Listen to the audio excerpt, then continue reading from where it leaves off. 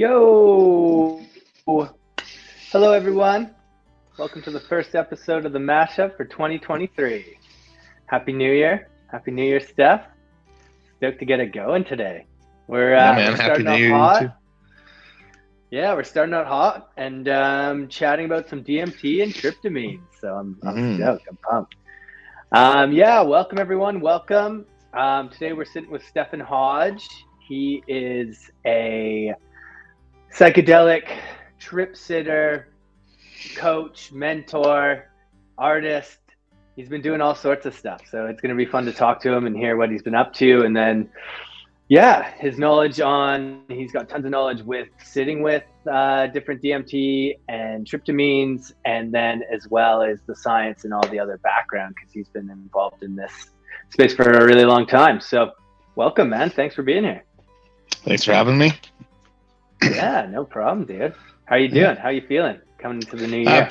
Pretty good. Yeah, started the new year off with a pretty good kick for myself. Just on the hop. So I've pretty much been busy almost every waking moment between now and like sometime on the 30th. Or the 31st. It's just been nothing but go. So I'm just trying to make the most out of the new year and put in all the effort so I can have my dividends paid by the end of the year. So it's all about. That's what it's all about. Absolutely. Nice, man. Yeah, I actually same deals. I had a really quiet Christmas and then and New Year's and stuff, but it was really nice to center in and then come in. I'm feeling good. It was a wild coming up. Like we got that super cold snap there and all the water froze and I was just like running around like a chick with my head cut off trying to get things going.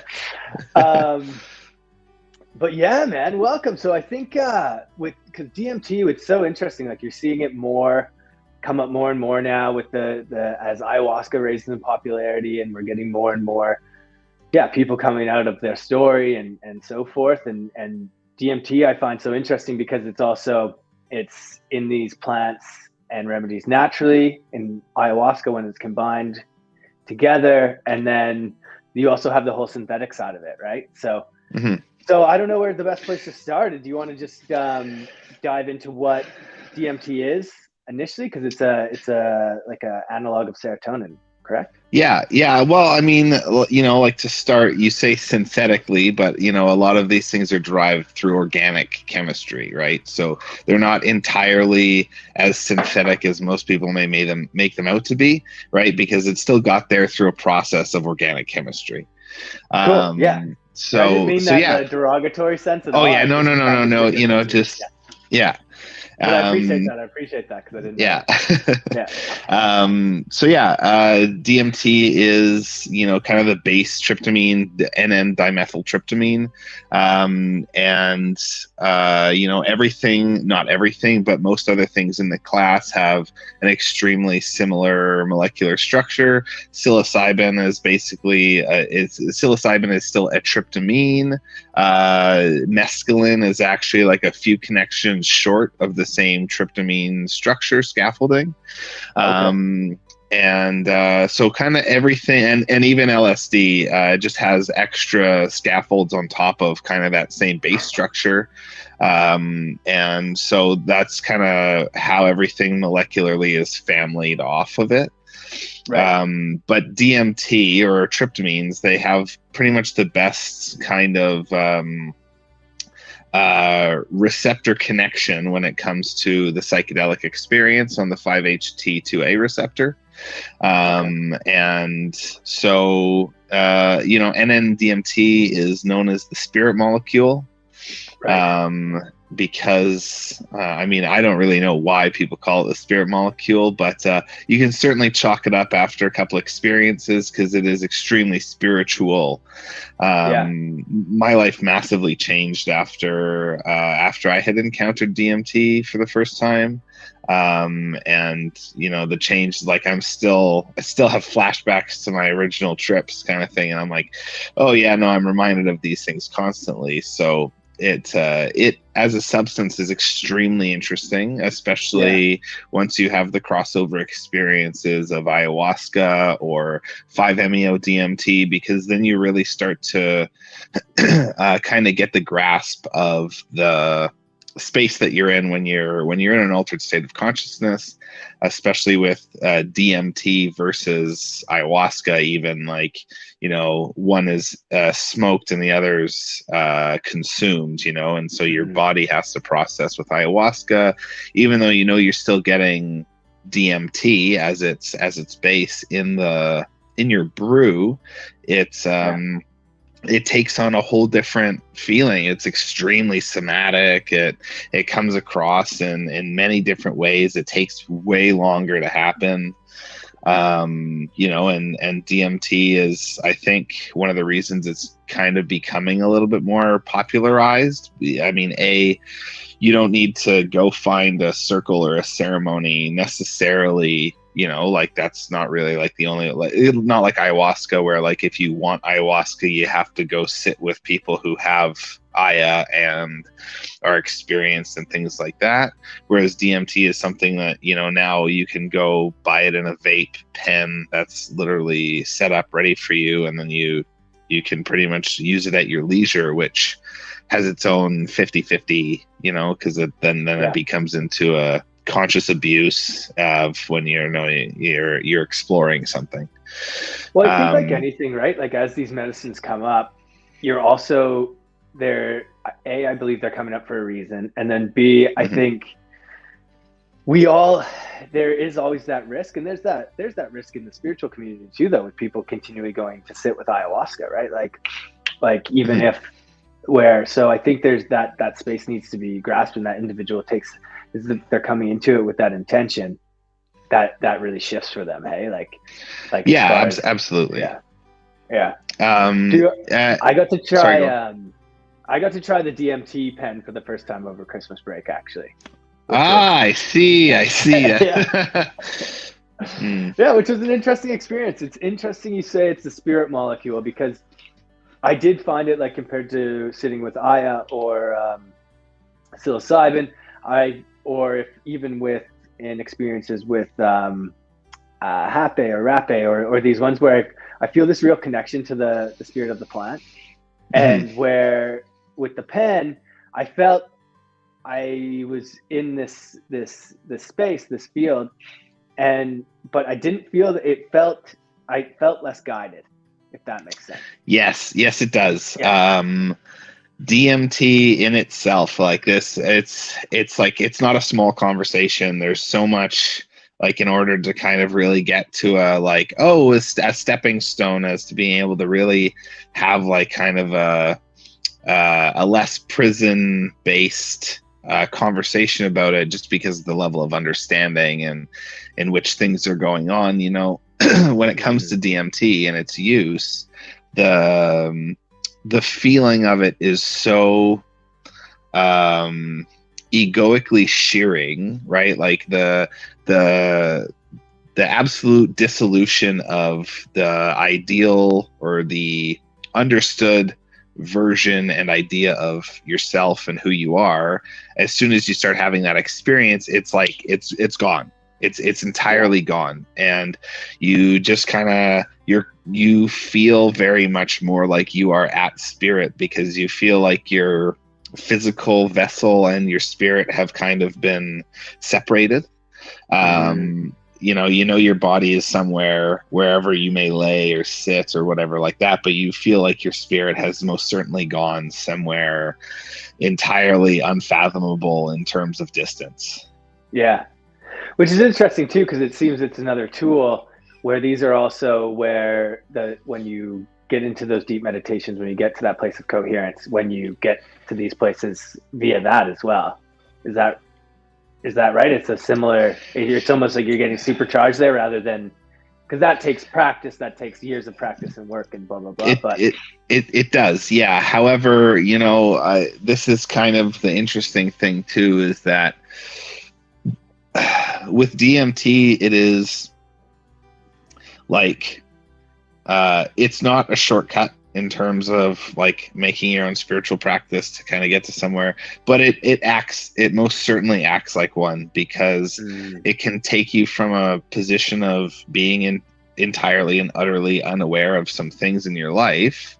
And, you know, you take 20 minutes pretty much. You're up, you're down, and now you've like, oh, I've experienced eternity. I'm going to change every little bit of how I live now. And so people, like, they're having these experiences, these transcendental experiences like this, and they're just like, it's shocking, it's shearing, it's, you know, like, it happens so suddenly, you know, it's not an 8-hour mushroom journey where you're sitting with your feelings and, you know, you got to be alive and have a tangible body and things to deal with. It's like you're transported to somewhere else, you have this experience, and then all of a sudden you're just back. You're like, it's like, you know, a lot of people, it is a sharing experience, you know? Yeah. I believe, as Terrence McKenna said, he references, it's like, oh, DMT is my favorite drug, and the last time I smoked it was like 20 years ago. Totally understandable, because, you know, like, you can have an experience that sits with you just for absolutely forever. Like, I don't think I'll forget, actually, like, a lot of my journeys. You don't remember everything, but you also, like, once that balloon has expanded, you can't bring it back in. So it's, once you've had the experience, you've had the experience. Right.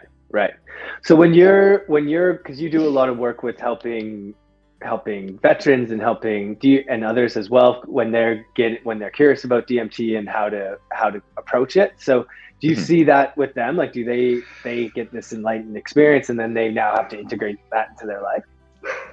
I mean, so I haven't really been able to work with anybody in the last little bit who's had like a real pickup. My perspective has changed a fair bit in the last recent months.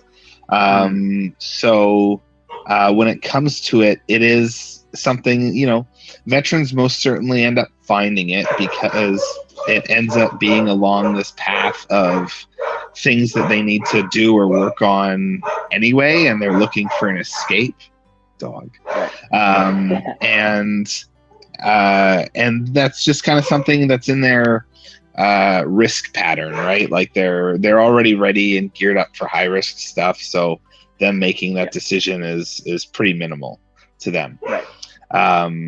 So the people who do end up working with it, you know, they're usually like, oh, like, they really feel like they burnt their fingers, kind of thing. And when it comes to other people now, I'm really cautionary as to how I tell people to, or maybe how I advise them to go about it, because, like, you know, DMT is not something that you pick up as your first psychedelic in any way, shape, or form, because someone who's entirely unprepared and unknowing going into that, you know, could really discombobulate you and not leave you with any kind of proper tools on the other end of it. So, you know, like, I would advise somebody to kind of be on something a little bit more long and, like, in their body, so that they can kind of deal with the breathing and heart awareness and everything that kind of comes along with what a longer or more intense journey where you maybe don't have the same level of control would have. Yeah, that makes a lot of sense. So then it's because I hear more and more people they're very curious about mushrooms, but then they're also like, DMT, like, what's going on? Because it's just that, right? Like, people can, like, in Vancouver now, you can just go to the shop and buy a DMT pen. So you get a lot more people who are really curious about it, and I think that's a really, really conscious approach. I mean, I think, because I see two sides of it too, and I see it as some people being maybe semi-non-committal to mushrooms, right? Which is like, oh, that means that they can't fathom having an altered state for like 8 hours, which I understand, right? Because and people see things on scales, you know, they're like, oh, I can do this and it only lasts 20 minutes, but at the same time, it's like, concept of 20 minutes, you know, is really something else. Yeah. Well, and that's the interesting thing about psychedelics is, you know, from a societal standpoint, we always seem to want to get to the finish line without doing the work in between, but it doesn't matter what psychedelic, there's still going to be that work. And if, like, I'd imagine if you approach it just DMT as blasphemy and then I'll just be cured, you're going to have like you say, a very discombobulated, very interesting experience during that 20 minutes, which might seem like a lifetime.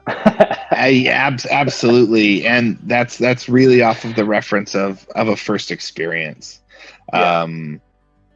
Other things are a little easier in terms of like maybe trying to manage your side effects, and so someone getting into DMT kind of right off the hop it's not going to leave you in an absolutely like unadulterated state of unawareness, but it's just the tools that you would have in your toolbox to help you out when you got to that point would be a lot lower, like substantially lower than had you had a few experiences in the past. You'd be like, oh, okay, because it's not only is it the experience itself, but it's the integrating the experience into your life, which is really the important part, because the drug is 5%, your preparation and your integration and how you carry yourself on is the other 95%.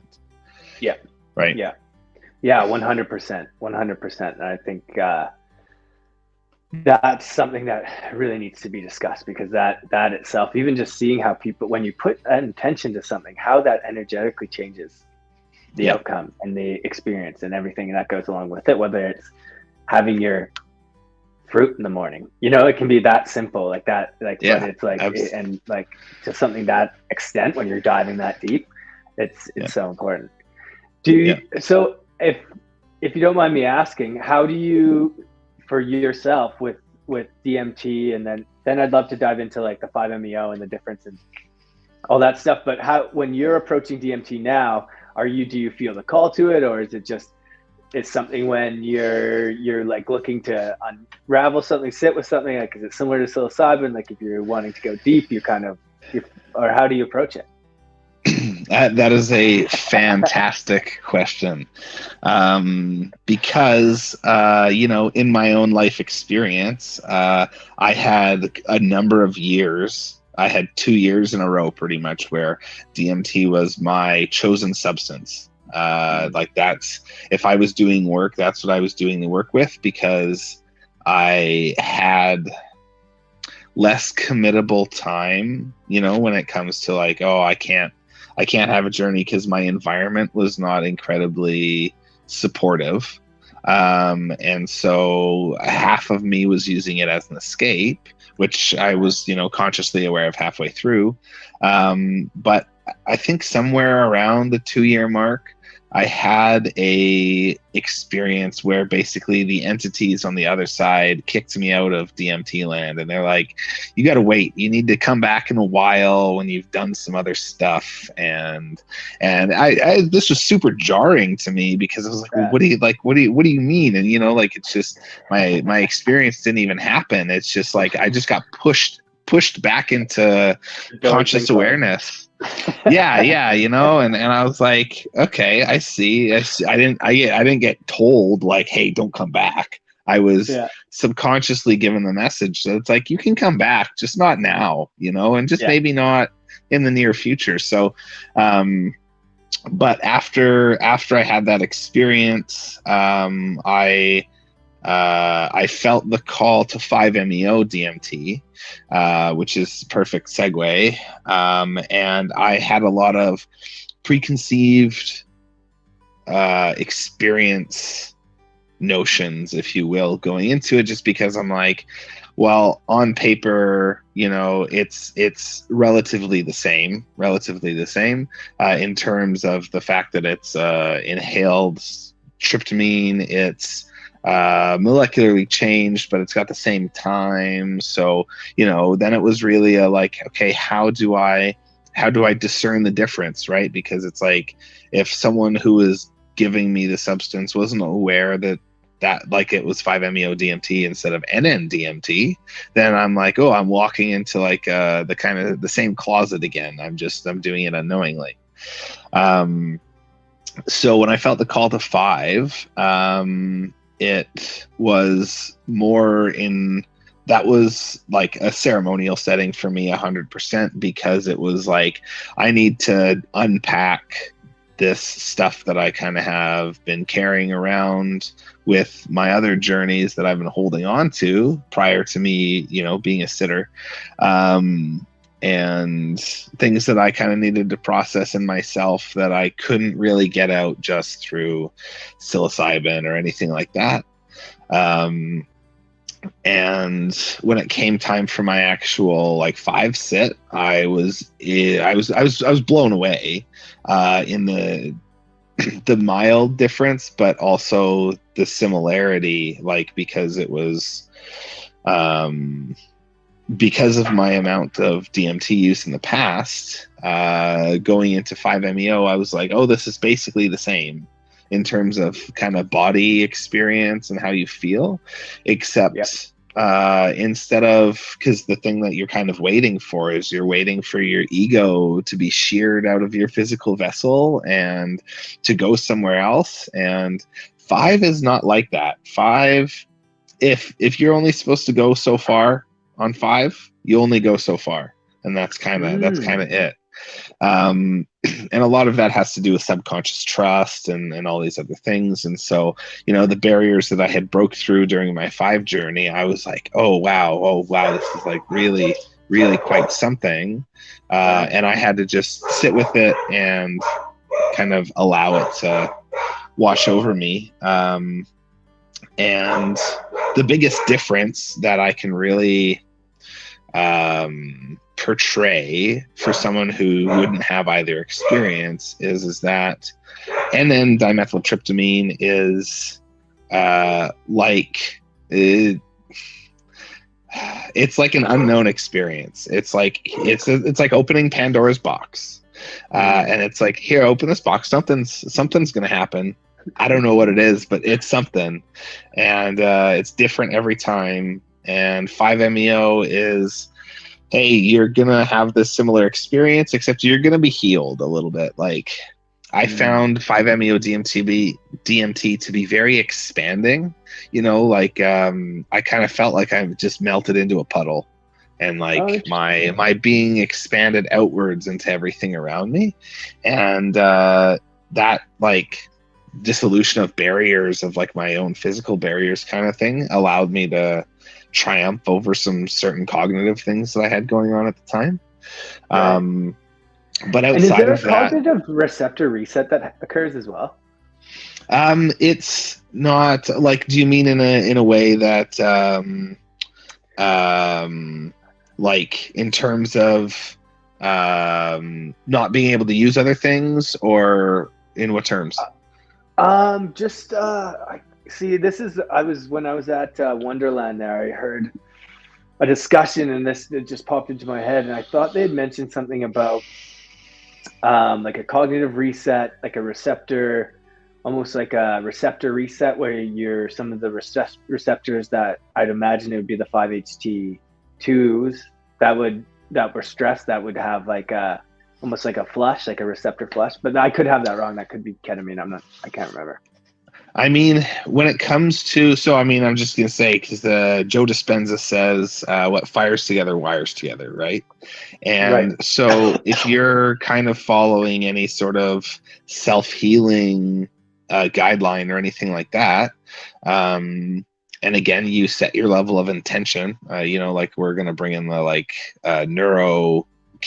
the neuro side of this, which is, if you've made the intention and you've made these certain intentions and ideas towards what journey you're going to have, or what journey you'd like to have, or why you're doing the journey in the first place, you're carrying these things with you the entire time. Time before your journey, and then when your journey happens, you've been working on these things. This is your preparation to your journey. You prepare all of these things for yourself, and by the time you get to the journey, absolutely, I'm pretty sure there's a study where they have someone in an MRI and they give them DMT, and their lights, the synapses in their brain just light up. I know that's the case for methamphetamine, where just everything pops off at the same time, which is, I think, one of the reasons why they correlate it to such the high euphoria and everything like that, because everything is going. So, and I would probably say that it's, like without having any tangible evidence in front of me, I would say that with DMT, especially from my own personal experiences, that when I was in a less than ideal pattern, like when I was heavily depressed, suicidal, anything like that, those notions in my brain, they changed. Like they were not there anymore. So if that's maybe what they're referring to by like a cognitive or a neural reset, then absolutely. In terms of, I feel like it's very good in scrubbing you, like your subconscious kind of things that just don't serve you, like things that you're kicking around that you really shouldn't be thinking of, things that are 5 years old, pulling 10 you out years of old. that funk and seeing it from a higher and then coming back in and being like, oh, it's, and then just kind of, and then creating that,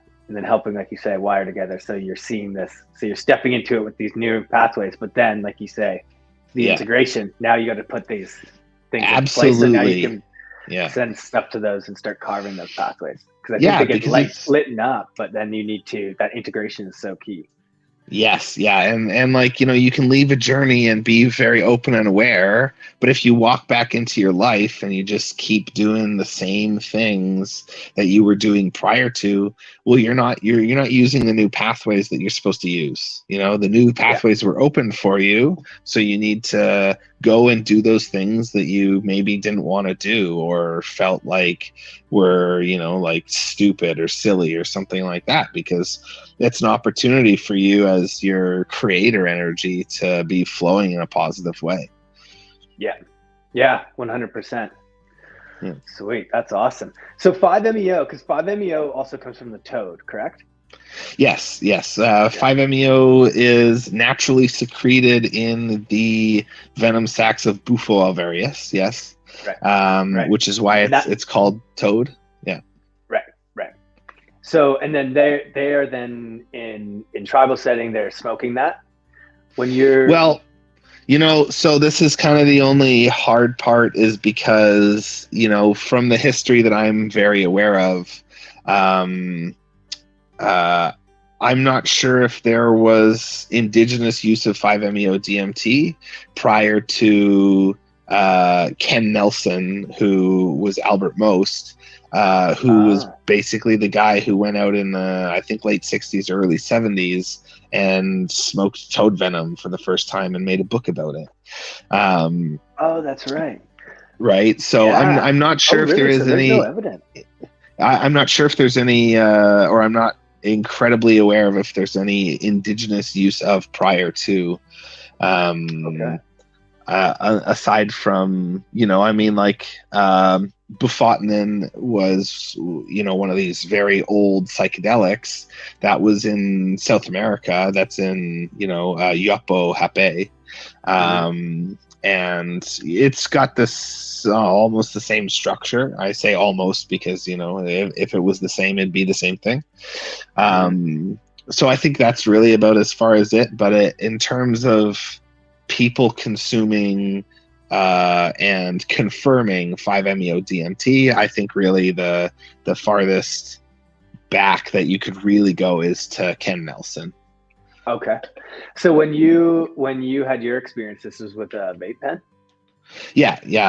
I mean, that's pretty much the only form it's in, aside from if you were to get actual toad venom that had been dried and it's in flakes or something like that, but extremely hard to come across. And then there's also there's an ethical kind of issue with this, which is that it's if you're going to find Bufo alvarius and milk the toad for use, you're essentially poaching and harming a species that's already kind of at risk.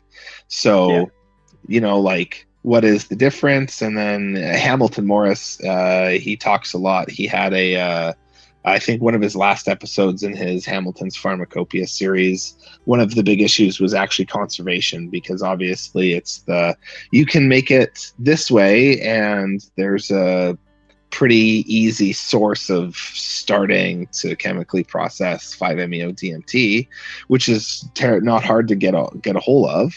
And then, you know, actually hurting a species in order to get something from them for basically the same thing. So then it becomes the spiritual side of it. It's like people being, oh, well, but it's from the animal. And then the other one's, oh, well, I synthesized the exact same thing, like the active molecule.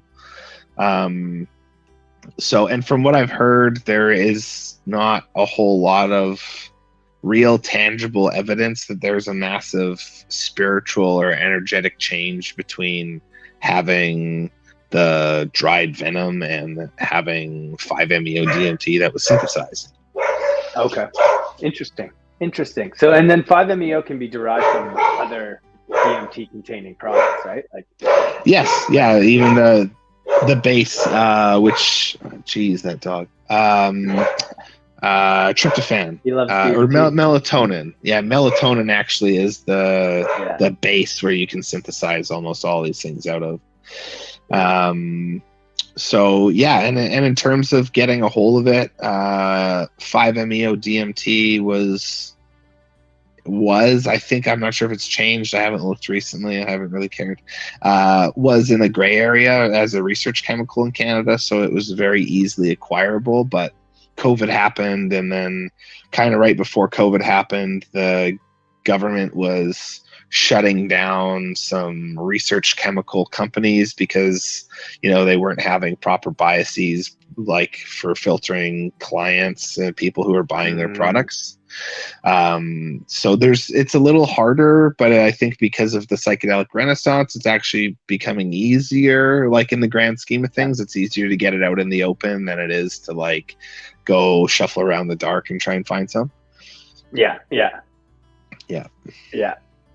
But with the two, I still stress, just especially because of how kind of shearing and unexpected and quick the onset is.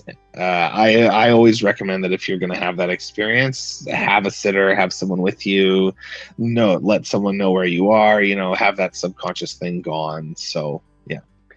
Do you know, so are there people now working with that are basically acting as sitters or helping people with that intention integration with DMT, psilocybin, and so MDMA, so forth? Like, are they specializing in working just with DMT, just with psilocybin, or is it more vast? Do you know?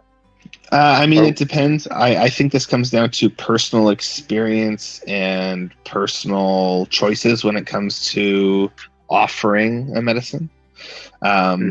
If, you know, and I have this in the same way too, it's like, I think most people know when someone is experienced in something. You can talk the talk, walk the walk.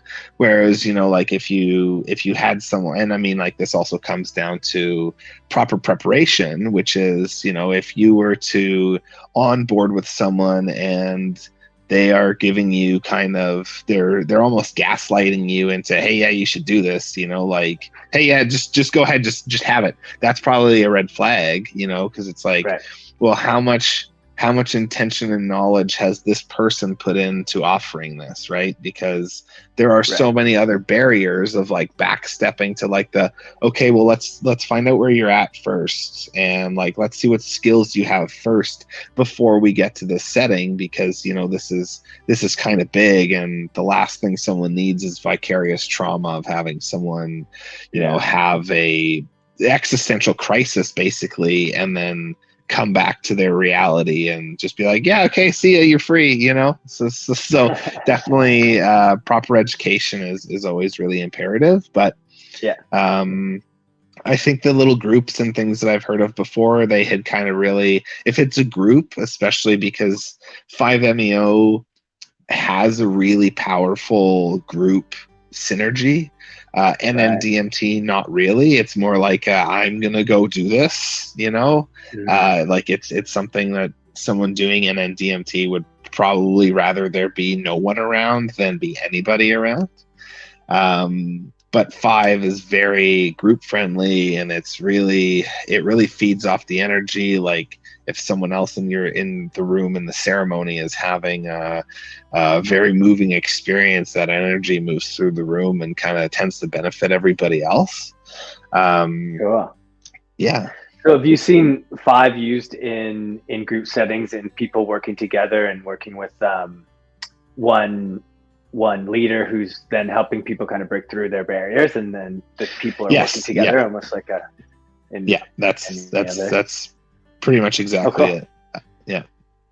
Very cool. Very cool. Because that's one thing I was thinking about and I wanted to ask you was, I haven't seen a lot. I've seen studies go on with LSD, they're into phase 3 with the MDMA and then psilocybin, but I haven't seen too much done with DMT or 5-MeO. That's been public anyways.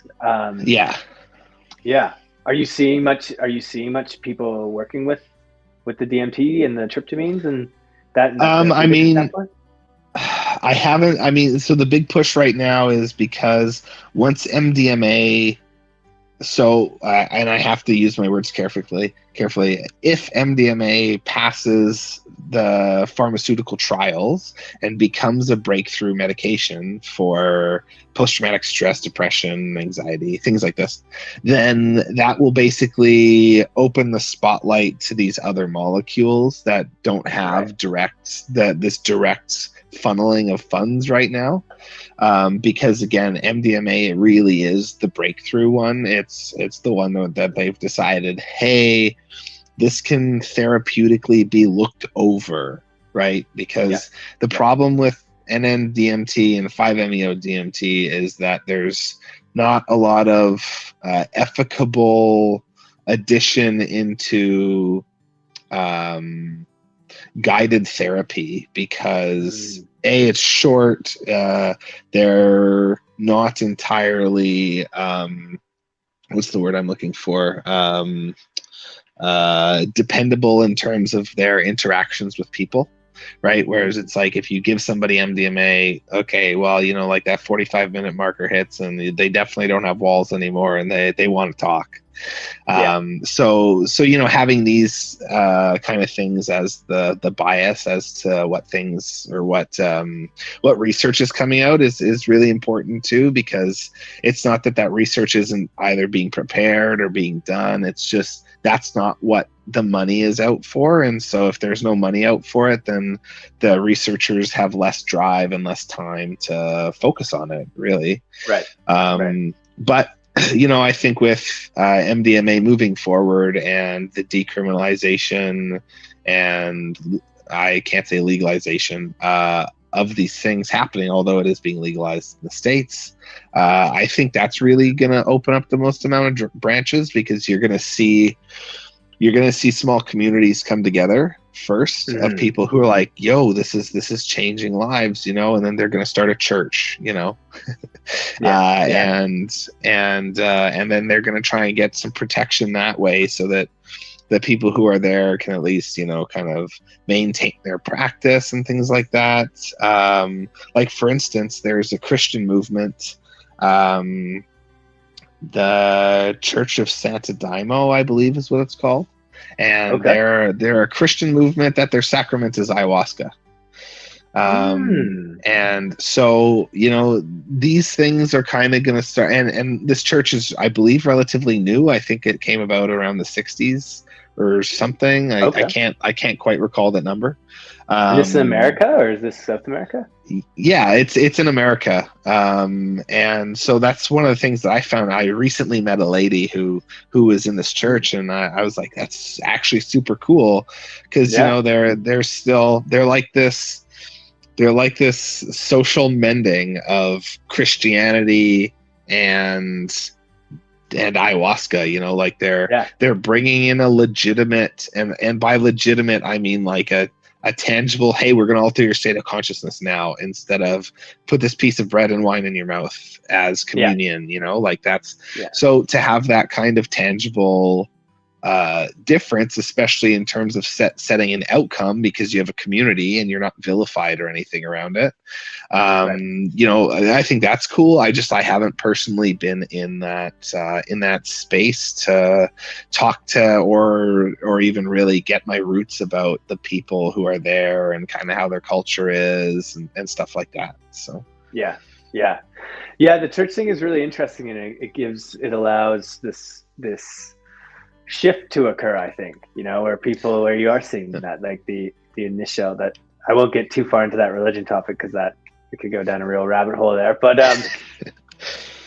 how that can occur, right? And then that's helping this bridging, like you say. I really it's really interesting that there's we were talking about the other day, the Church of Salamothoxin, and that's kind of the blend of science and nature and DMT meets mushrooms and everything else. Well, and I think the really interesting thing actually is because, and that's why I said don't quote me on that date about the Santa Daima, because like the first time that there was any sort of religious kind of like flag holding was for peyote.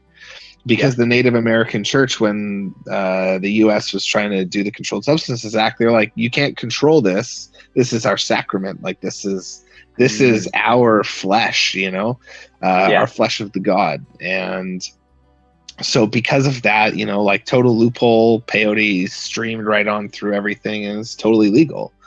Yeah. And so I think that's kind of where the church setups started to come in around it, because they're like, well, if they did it, this weekend too.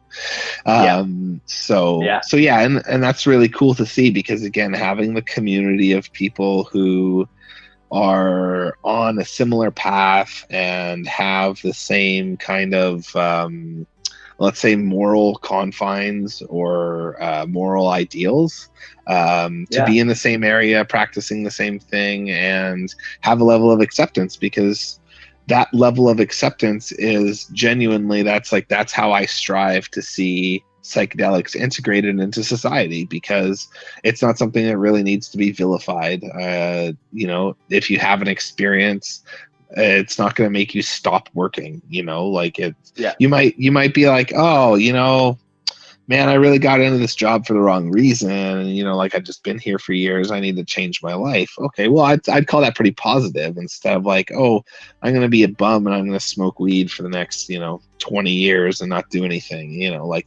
There's a huge difference. And I don't see that. I don't see that happening, really. I mean, people who don't have guidance or anything, they can most certainly end up in a hole where they're trying to kind of root around with the experiences that they've had and try to understand how to apply that to their daily life, and to increase their self-worth, to get back to a place where they either feel good or feel like they have some sort of purpose again. Because ultimately, if you have no purpose and if you don't feel well, then the likelihood of you contributing to anything else is pretty minimal. Yeah.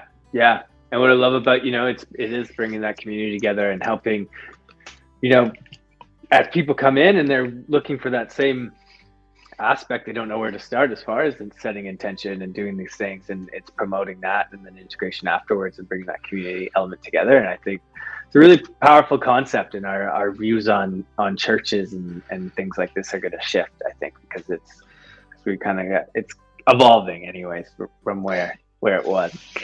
Absolutely. And I do want to add in on the integration thing too. I think because you were talking about people earlier who are just kind of going from like ayahuasca ceremony to ayahuasca ceremony without doing kind of anything in between, or I should say the lack of the opposite, which is doing nothing. And, I have to touch on the fact that is incredibly important, because, when you do feel that you've had these large shifts, you need to not really do anything major for a pretty long period of time, especially if it's like your first experience. There's depending on the experience that you have, you can either kind of go one of two ways, which is like, oh, I'm never going to do that ever again. That was scary, or like that was too much, or something like that, to like, hey, when can I do this again? Like, can I just hit this pen again? Like, does this work like that? You kind of tend to go one of the other ways. And I can understand that because, and the question I always want to ask is, I was like, well, how far into your journey did you get to something like ayahuasca, or did you get to DMT or something like that? Because, like, it can certainly add to a certain level of perplexion when it comes to your own personal introspection, because you've been moved from where you are to somewhere new, and like you almost have some like adjustment disorder trying to settle into this new awareness that you've kind of come upon. And I think some people consciously, the way that they relate it is like, well, the only way I can get back to accessing this is to go do it again, to go sit and to go be in that space and allow me to think. And I don't think that's necessarily bad. I've been in that spot myself, but there is a difference between being like, hey, I need to go do this again, and then like, oh, it's my 10th time this year, like this, totally different. And I know that there's some guidelines where like, if you're going to go sit with Aya, you should probably sit with Aya for like a week in a row or something like that. Where you get this massive amount of stuff moved, and then it allows you to kind of stop being curious about it. Like you build your relationship with the molecule, with the substance, kind of as a foundation, and then you live your life, and then maybe you come back once a year or something, and you have something. Like, I don't think people really are on the train of understanding in terms of what a allowable break between like having a large psychedelic experience really is. Because, sometimes it could be 2 or 3 weeks, sometimes it could be 6 months, sometimes it could be 6 years. Like, you could really have to sit with something, because the other things that alter this are the amount in which you're integrating. If you're integrating things well and quickly, then, by all means, if you feel like there's nothing left for you to work on from your past, maybe you've forgotten it because you didn't write it down, then, you might be more pulled into doing something again. But there's people who they'll have an experience, it'll blow their mind, and they'll probably likely have guilt because, they either maybe got to something really late in their life and they had a realization where they're like, I should have been doing things differently 20 years ago, but I had the realization 20 years later. The fact that you had the realization is you got the message, and that's all that matters.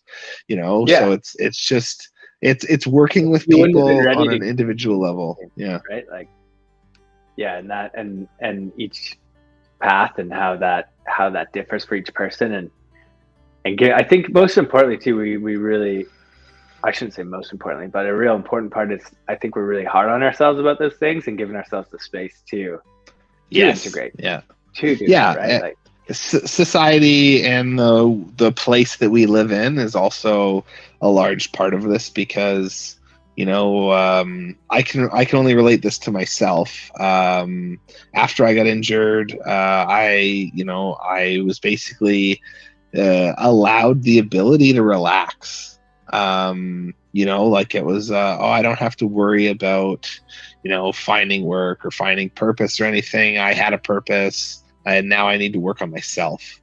And so, I've been given this massive amount of space that I think most people without a massive life change or like a massive change to their health, they might not get in their entire lifetime. And I've seen the benefit in slowing down. Like, I think prior to even being injured or anything like that, I was just trying to live my life really, I don't want to say fast. I was trying to make a lot of progress in the rat race of things, right? Because when you're young, you tend to think that things are, like, you got 2 years to live, or, like you're not going to accomplish all the things that you want to. And then, life kind of happens, and you realize that things can happen for you at a time that you have no like no expectation that they possibly would.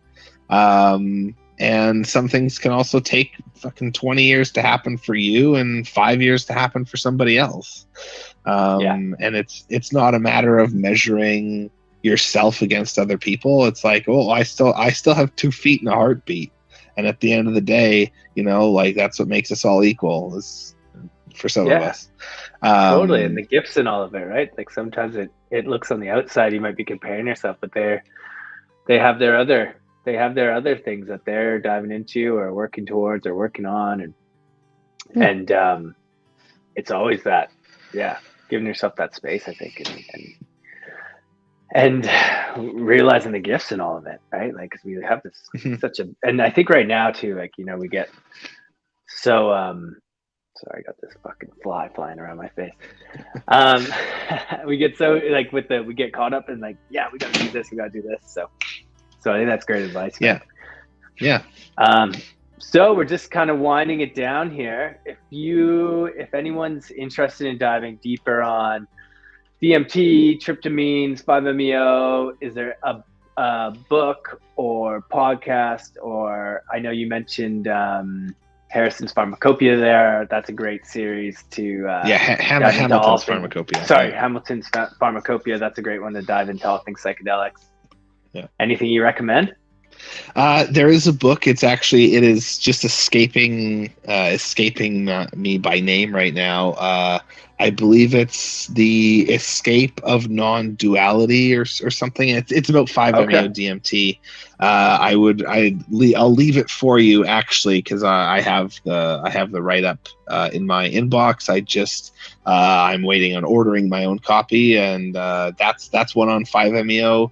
I know there's The Spirit Molecule, which is a pretty famous book out there, but from my own personal interactions, none of these books really quite, like, they all talk about it, but they don't really get to it, you know. Like it's kind of an interesting substance in that case, because the literature that is out is not entirely explicit in, you know, what one would expect to experience out of this, you know, like reading about machine elves or reading about, you know, like going to a totally different plane, you know, to someone who like is reading this for the first time, you're like, I don't fucking know what this is, you know, like that's totally understandable. So I have a really hard time actually recommending any sort of book or anything.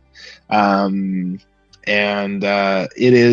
is one of those things that you it is such a curiosity because of this veil of information, that you kind of feel a little bit more subconsciously inclined to like, oh, well, maybe I should just do it myself or try it, you know? Because that's like, oh, well, you know, I'll pass all these illusions afterwards. So yeah, in terms of that, really, I mean, out of anybody referencing anything Psychonaut Wiki, it gives you all of the actual tangible evidence and information that you possibly need, dosage windows, or dosage amounts, like what your common, light, heavy, threshold dosages are, what your perceived effects are, because these are also really the important things, is because if you can look at something on paper and kind of compare it to other things also on paper that have, you know, a guideline, like, oh, this lasts 8 hours, this lasts 20 to 30 minutes, this lasts 16 hours, you can kind of start to build a better picture for yourself, because there is no guide out there that allows you to kind of comprehend how these things are when you haven't had the experiences, you know, like reading Aldous Huxley's The Doorways of Perception.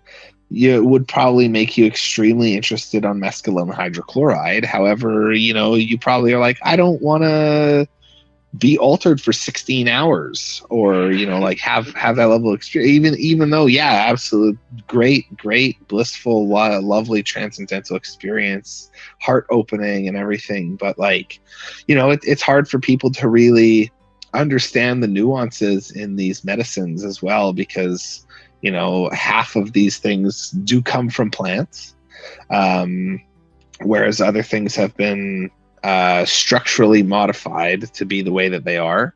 And by this, I'm kind of talking more about the classic psychedelics and then the novel psychedelics, because there are so many tryptamine-based psychedelics and other things like this that have some. They're novel because a novel substance means it's like it's got this other thing in the background, like, oh, it's a tryptamine, oh, but haha, like you don't get everything kind of thing. So there's this one that's like 4-HOMET, which is called the color, and it's one of the things I have yet to try or experiment with myself, but it's supposed to be very much less headspace and very much more perceived effects like synesthesia, colors, and moving things, but not the like altered headspace where you kind of have to deal with yourself and then deal with all these other things on top of it. Right. Yeah, I think there's I want to say Arrowhead as well for in terms of first experiences and like reading other people's experiences that they had. And you can also see if they've at least mixed, if they've admitted to mixing during their experience, like to balance themselves out or anything like that. But cool. Yeah. Well, thank you for that, brother. Thanks for Thank you. coming to hang out with us this afternoon. And I will put all the links to everything Stefan mentioned there in the description, and people can go check it out. If people want to find you, are you selling your art anywhere? Are you doing a website for connecting, or is there anything going on in that perspective? I am building a website right now. It's not ready. I'm starting a course next week as well, just to kind of add to my practice. So I'm going to be launching a website hopefully for March. Cool. But if I can sooner, and then I can kind of hopefully help a broader perspective of people through that means. Awesome. All right. Well, I'll tag that in there too in the future when it comes. Beautiful. Thank you very much. Awesome, man. Well, thanks for being with us, like I said. And thank you, everyone. And we'll catch you next week. All right. Peace, guys.